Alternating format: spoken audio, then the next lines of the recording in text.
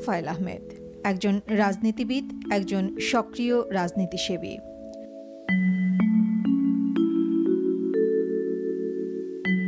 বাংলাদেশ আওয়ামী লীগের প্রথম সারির একজন নেতা, একজন মন্ত্রী, জাতির জনক বঙ্গবন্ধু শেখ মুজিবুর রহমানের অতি কাছের স্নেহধন্য একজন মানুষ।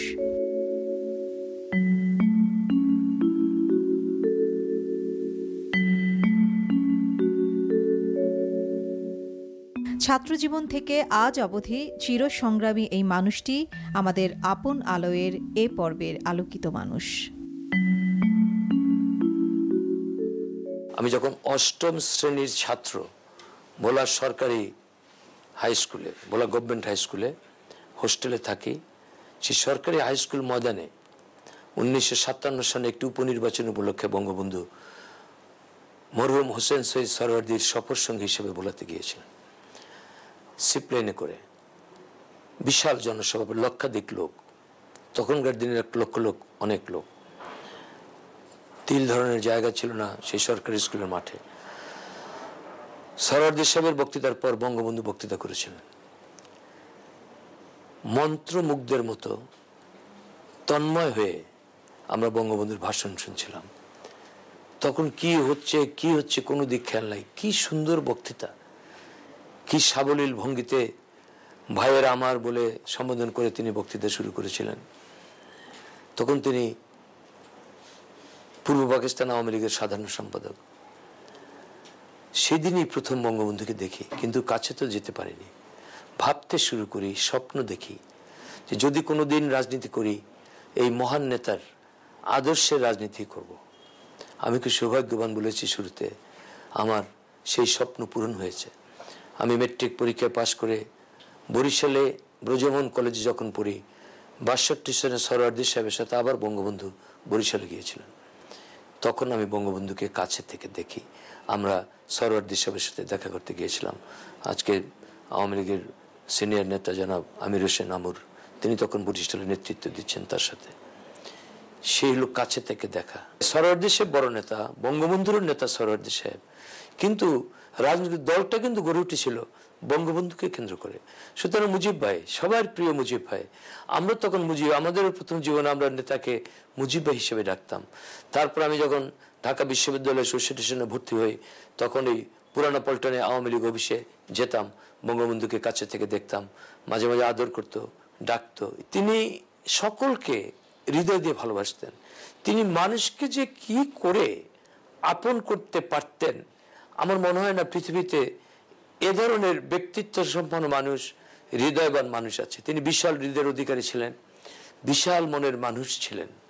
শত্রু মিত্র যে কেউ একবার বঙ্গবন্ধুর সাথে দেখা করলে আর বঙ্গবন্ধুকে ভুলতে পারতো না। আমি তুলনা করি যে আমরা আটলান্টিক মহাসাগরও দেখেছি, প্রশান্ত মহাসাগরও দেখেছি, আমরা ভারত মহাসাগরও দেখেছি।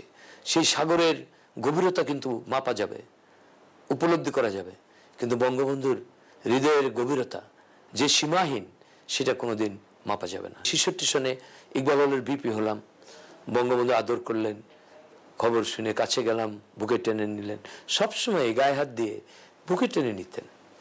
এবং আমি খুব ভাগ্যবান, ডাকসুর বিপি হলাম, তখন বঙ্গবন্ধু জেলে। উনি জেল থেকে আমাকে স্নেহ মাখা চিঠি লিখলেন, তুমি আজ ডাকসুর বিপি হয়েছ, খুব আনন্দিত হয়েছি। এবারে ডাকসু বাংলার মানুষের অধিকার প্রতিষ্ঠা সংগ্রামে ইতিহাস সৃষ্টি করবে। আমরা ইতিহাস সৃষ্টি করেছিলাম। কিন্তু সেই রাতেই, অর্থাৎ যেদিন উনি চিঠি লিখলেন, ওই রাতেই বঙ্গবন্ধুকে জেল থেকে মুক্তি দিয়ে আবার আগরতলা ষড়যন্ত্র মামলার আসামি হিসেবে গ্রেপ্তার করা হলো। লম্বা ইতিহাস। 6 মাস বঙ্গবন্ধু কোথায় আছেন, কেমন আছেন, এবং উনি সূর্যের আলো দেখেন নাই। আমরা আন্দোলন শুরু করলাম, কিন্তু তত বেগবান না। কিন্তু যখন বিচার শুরু হলো, আমরা ভাবতে শুরু করলাম যে একটি কণ্ঠ যখন কথা বলে, দেখেন বঙ্গবন্ধু যখন বলতেন জাগো জাগো বাঙালি জাগো, লক্ষ মানুষ একই কণ্ঠে উচ্চারণ করতো, জাগো জাগো বাঙালি জাগো। যখন বলতেন পদ্মা মেঘনা যমুনা, আমরা বলতাম তোমার আমার ঠিকানা। আবার আমরা যখন বলতাম পদ্মা মেঘনা যমুনা, আমাদের যারা ছাত্রলীগের নেতা কর্মী তারাও বলতো পদ্মা মেঘনা যমুনা। অর্থাৎ বঙ্গবন্ধুর কণ্ঠে বাংলার মানুষ কণ্ঠ উচ্চারিত হতো।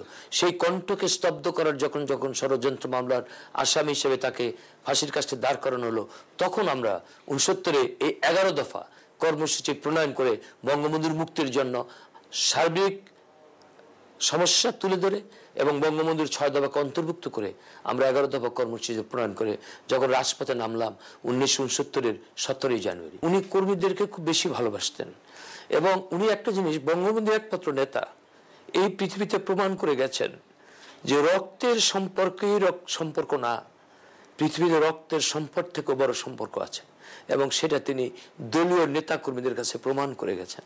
তিনি আমাদের আজকে যে আমাদের নেত্রী মাননীয় প্রধানমন্ত্রী শেখ হাসিনা বা শেখ রেহানা বোন বা জামাল কামাল রাসেল, তারাও তো বঙ্গবন্ধু সেই স্নেহ পায় নাই, বঙ্গবন্ধু কারাগারে বন্দী ছিলেন, কিন্তু তাদেরকে যেমন পিতা হিসেবে স্নেহ করতেন, ভালোবাসতেন, আমরা যে বঙ্গবন্ধু রক্তের না, আমাদেরকে কিন্তু কোনো অংশে তিনি কম ভালোবাসতেন না।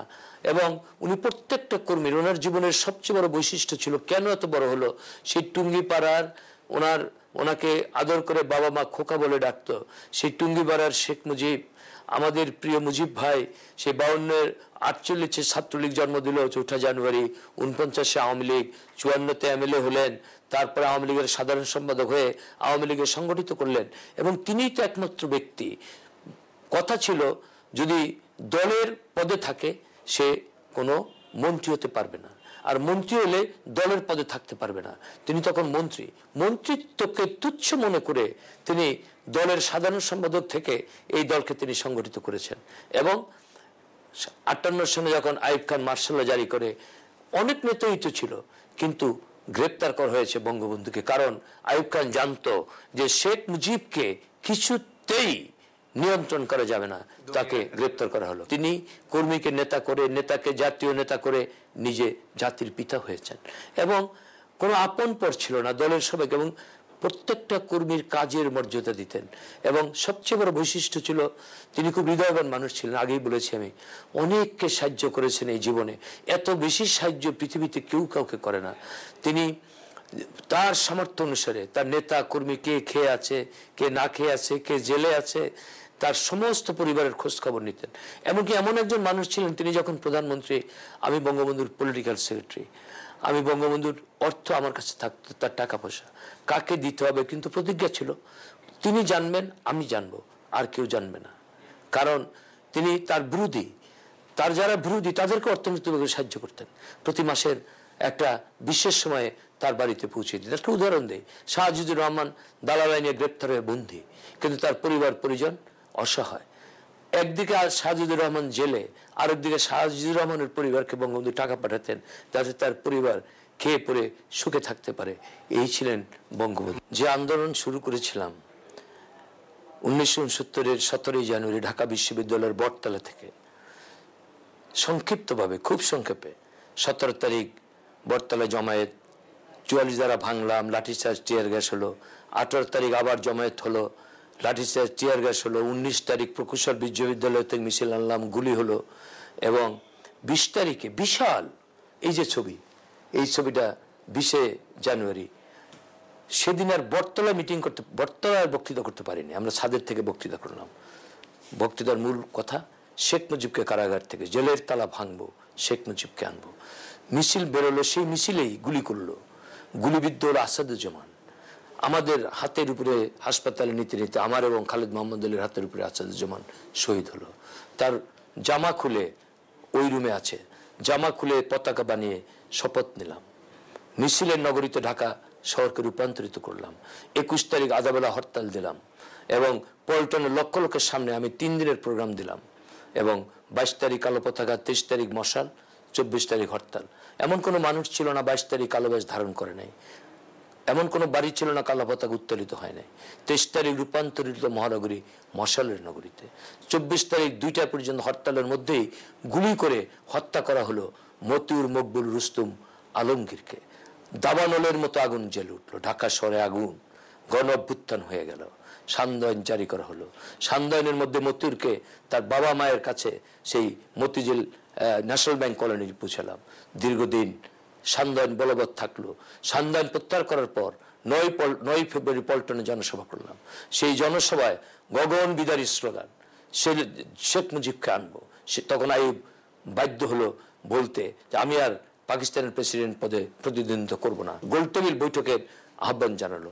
সেই মিটিং থেকে দুটো ঐতিহাসিক স্লোগান উচ্চারিত হলো। আমি যখন সভাপতির ভাষণ শেষ করার পরে শপথ নিলাম মাগো তোমায় মুক্ত করব, শপথ নিলাম মুজিব তোমায় মুক্ত করব।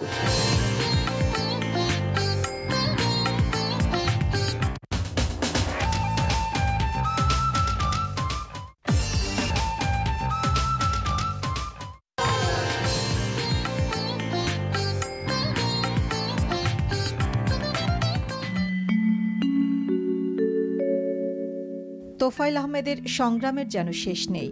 ৬৯-এর গণ অভ্যুত্থান, ৭০-এর নির্বাচন, ৭১-এর মহান মুক্তিযুদ্ধ সর্বক্ষেত্রেই সংগ্রামী ভূমিকা রেখেছেন জাতির জনক বঙ্গবন্ধু শেখ মুজিবুর রহমানের আদর্শের সৈনিক হিসেবে।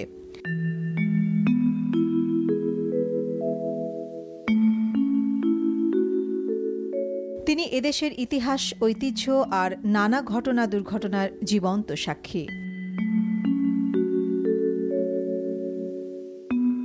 বাংলাদেশের রাজনীতি, অর্থনীতি, ইতিহাস, ঐতিহ্য রক্ষার ক্ষেত্রে তার অবদান অনন্য, অসাধারণ। 14 ফেব্রুয়ারি ডাকের মিটিং, নুরুল আমিনের নাম প্রস্তাব হলো, মানুষ ঘৃণাভরে প্রত্যাখ্যান করলো। এখানে একটা ঐতিহাসিক স্মৃতি আছে। এই আন্দোলনের মধ্যেই এটা ব্যক্তিগত, আমি সবার কাছে ক্ষমা চাই, ব্যক্তিগত স্মৃতি, সেটা বঙ্গবন্ধু আমাকে দেখতে চেয়েছিলেন। এই যে আন্দোলনগুলি হলো, আমি হলাম মুখপাত্র। আমি কিন্তু সব না, আমি কিন্তু 10 জনের মধ্যে একজন, 10 ছাত্রনেতার একজন। কিন্তু যেহেতু আমি ডাকসুর ভিপি, সিদ্ধান্তগুলি যেহেতু আমার মুখে, প্রচার হলো আমার বেশি।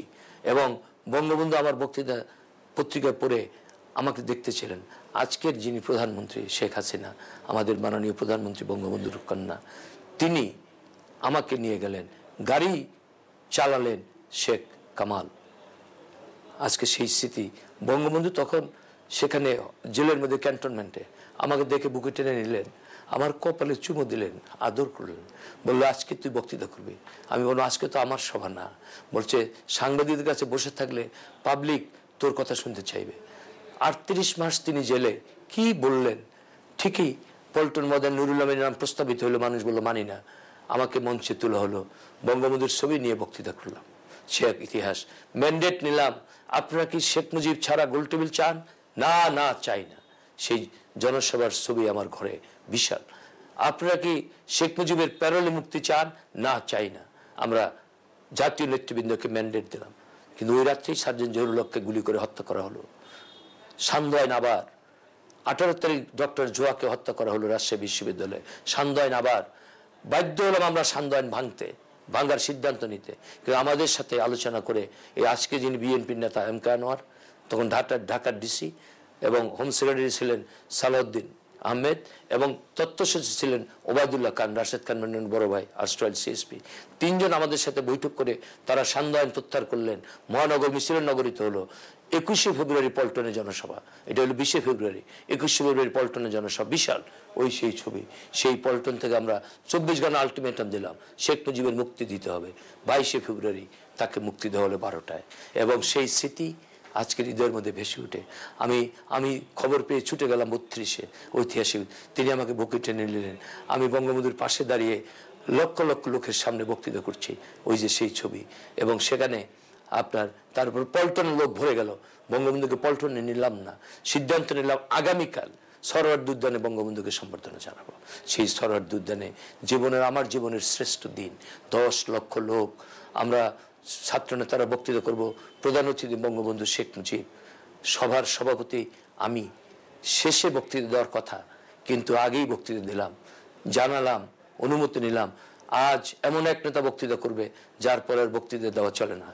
চাই সবার চিরচরিত প্রথা ভঙ্গ করে সভাপতির ভাষণ আগেই দিতে চাই। বক্তৃতা করলাম তুমি বলে, বললাম প্রিয় নেতা, জেল জুলুম অত্যাচার সহ্য করে বাংলার মানুষের অধিকার প্রতিষ্ঠার জন্য তুমি সংগ্রাম করেছো। কারাগারের অন্ধকার প্রকোষ্ঠে বসে তুমি বাংলার মানুষের অধিকারের জন্য চিন্তা করেছো।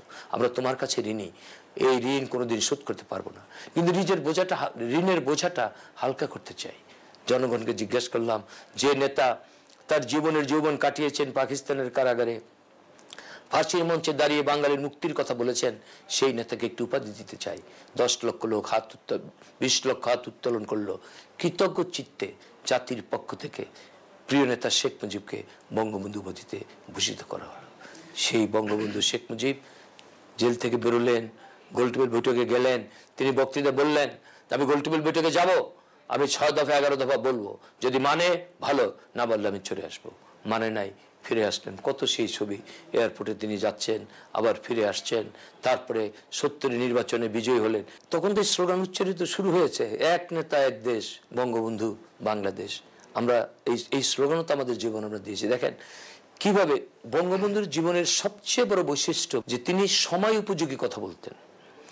তার মনের মধ্যে তো চিন্তা, স্বাধীন বাংলার সেই পাকিস্তান প্রতিষ্ঠার পর তিনি আমাকেই বলেছিলেন, ভেবেছি পাকিস্তান কাঠামোতে বাংলার অধিকার প্রতিষ্ঠিত হবে না, একদিন বাংলার ভাগ্য নিয়ন্তা বাঙালিদেরকে হতে হবে। সেই জন্য ছাত্রলীগ, সেই জন্য আওয়ামী লীগ, সেই জন্য মহান ভাষা আন্দোলন, জাতীয়তাবাদী আন্দোলন, সেই জন্যই 6 দফা। এবং কখন দিলেন, সময়টা বেছে নেন। মাওলানা ভাসানী সাহেব শ্রদ্ধেয়, তিনি তো 57 সালে বললেন পাকিস্তান আসসালাম আলাইকুম, কিন্তু কেউ শুনে নেই। কিন্তু বঙ্গবন্ধু আমাদেরকে 62 থেকে স্লোগান দিতে শুরু করলেন, জাগো জাগো বাঙালি জাগো, পদ্মা মেঘনা যমুনা। দিলেন 6 দফা। আমরা যখন জিজ্ঞেস করি বলে সাঁকো দিলাম। এই সাঁকো পেরিয়ে আমাদেরকে স্বাধীনতা যেতে হবে। তখন আমরা স্লোগান তুললাম, পাঞ্জাব না বাংলা, পিন্ডি না ঢাকা, 69 11 দফা আন্দোলন। তখন আমরা স্লোগান দিলাম যে জয় বাংলা। সুতরাং এই যে বঙ্গবন্ধুর যে ধাপে ধাপে একটা সঠিক সময়ে সঠিক সিদ্ধান্ত নেওয়ার জুড়ি, এই যে তিনি 70 নির্বাচন করলেন, অনেকে তো নির্বাচন করে নাই। ভোটের বাক্সে লাথি মারো, বাংলাদেশ স্বাধীন করো। স্বাধীন কি হয়েছে? তিনি বলেছেন না, আমি এলোপের মাধ্যমে নির্বাচনে যাব। অনেকে বলেছিল যে লিগাল ফ্রেমওয়ার্ক ওয়ার্ডের নির্বাচনে গেলে ক্ষমতা পাবে না। বঙ্গবন্ধু বলছিলেন আমি যাব এবং নির্বাচনের পরে আমি এলোপকে টুকরো টুকরো করে আমি ছিঁড়ে ফেলবো। তিনি বিজয়ী হলেন 7ই ডিসেম্বরের। আমিও তরুণ বয়সে, মাত্র 27 বছর বয়সে আমিও পাকিস্তানের এমএনএ হয়েছি, তিনি আমাকে করেছেন। আমি তো স্বপ্ন দেখি নাই, কল্পনাও করি নাই, কিন্তু তার স্নেহের নিদর্শন হিসাবে তিনি করেছেন।